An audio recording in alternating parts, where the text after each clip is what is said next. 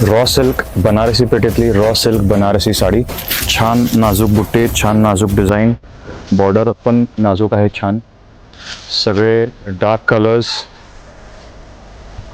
Rich पल्लू, लग्न सराईसाठी खास मागवल्या आहेत.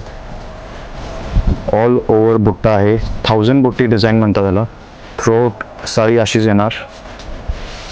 रॉ सिल्क कापड आहे, सॉफ्ट आहे.